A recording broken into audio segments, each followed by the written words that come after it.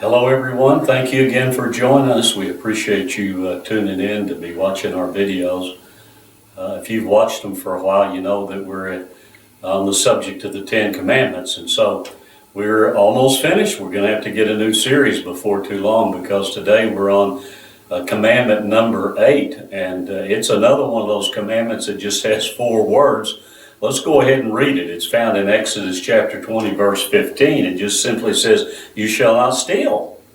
So that's a fairly easy to understand and straightforward commandment. In fact, I was thinking about that, and I was thinking that actually all of the commandments are easy to understand and they're straightforward, and that's really a good thing. I've kind of reworded this just a little bit to try to explain maybe in a little different way what the commandment's talking about. So God is telling us not to take anything that belongs to someone else or that doesn't belong to us.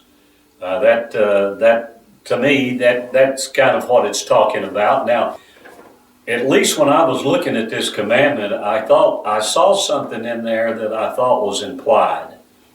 And let me explain what it is. I think that there's something implied in here that people have the right to ownership. That is to say, people are allowed, according to the Bible and according to God's plan, for us to have things, to have stuff, to have personal property.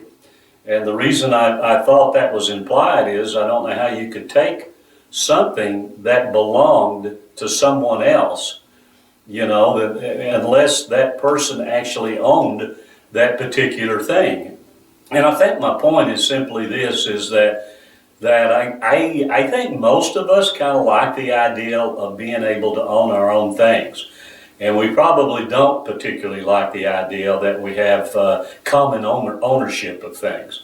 And so I just kind of wanted to bring that out. And I thought that was implied.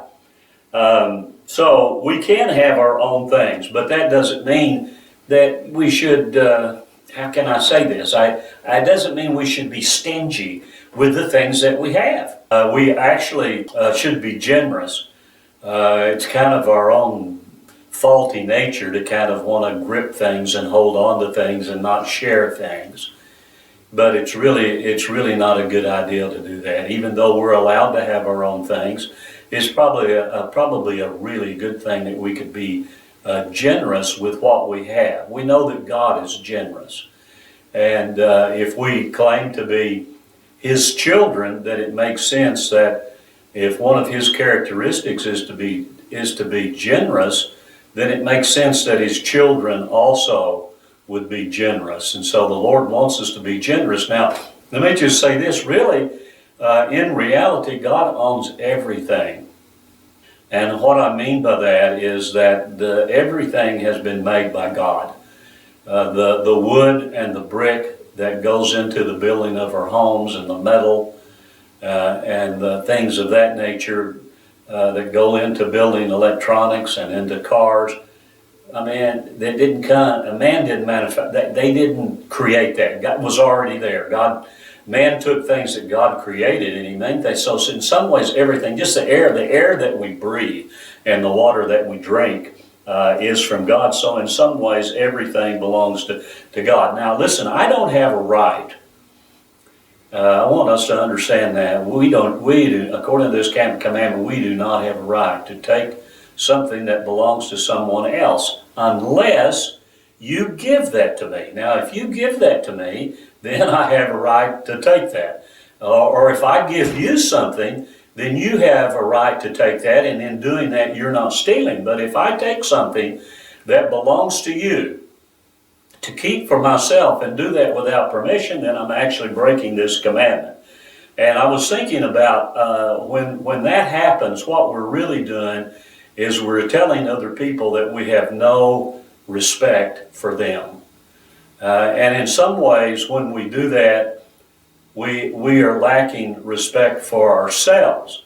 And something else that's important is that we're violating a trust. Trust is really an important word.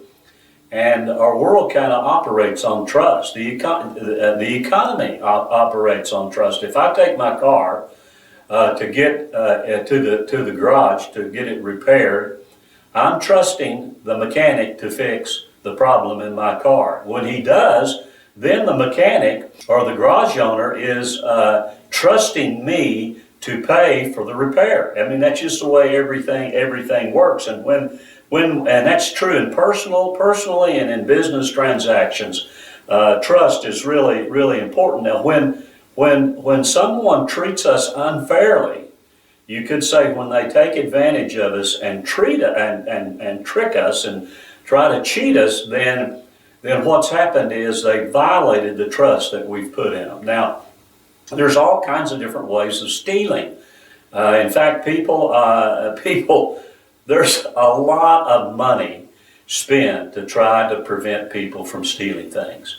But people are incredibly innovative and imaginative in the ways that they can steal things. I just ask you this: have you ever had your credit card number stolen? I certainly have, and so that's never a lot of fun. Thankfully, though, usually the credit card company will reimburse the losses that we have, and we appreciate that. And businesses themselves are not above. I mean, there's some businesses sometimes that do things that are not quite real honest. I don't really like the idea that some credit card companies charge exorbitant rates on their cards, and they usually do that to the people who need it. They really need it, and so they kind of take advantage of those type of people. So there's all kinds of ways of stealing. There's shoplifting. Most of us understand that is stealing. Surely we understand that that's stealing when someone takes something from the store without paying for it. Now, according to the National Retail Federation, American retailers lose almost $50 billion a year. And that accounts for 36.5% of their losses. In fact, Walmart loses $3 billion a year from theft. Now, I'm sure that what they do, I'm fairly sure that what they do is they just put that in the cost of the product that they're selling, and the people who buy the product end up paying for it. So in some ways, people who steal and shoplift, the people who shop at those stores and pay for them honestly are paying for those people that are stealing. And there's other things too. Nearly 30% of all business failures are caused by employee theft. So the actual people who work for those companies, there's a lot of people that that steal from that, and that's according to the Better Business Bureau. In fact, the corporate security experts estimate this. Listen to this. They estimate from 25 to 40% of all employees steal from their employers. Just think about that. That's really a big amount.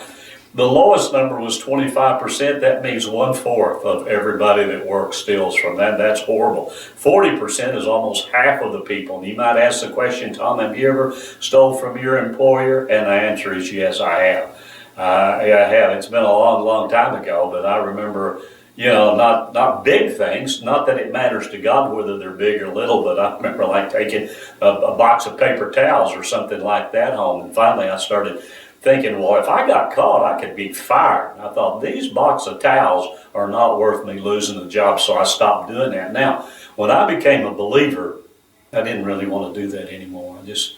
I don't know, before it wasn't a matter of right or wrong, it was a matter of getting caught, but now it is a matter of right and wrong, and I don't want to do that anymore, so I don't do that. I can also remember the days when I worked among and with fellow employees and fellow workers, and we'd always joke and tease one another, especially if a fellow worker happened to see you kind of slacking off or maybe goofing off. There was something that they could jokingly say. They would say this. They would say 8 for 8. Maybe you've heard that phrase before. Let me just kind of explain the meaning of it. What they were talking about is that they wanted you to work 8 hours for 8 hours pay. And they said it in a joking way to kind of tease the person when they were kind of goofing off. But there's a lot of truth in that. I would say that people should, if you're being paid for 8 hours, then we should be putting in 8 hours. And if we're not doing that, you could kind of say that's stealing. But we need to be honest. God would help us to be honest and trustworthy, and we ought to do everything that we can to appear honest before other people, so there won't be any suspicion about that. If you could think about it, nobody likes to have anything stolen from them. I mean, it's a real violation.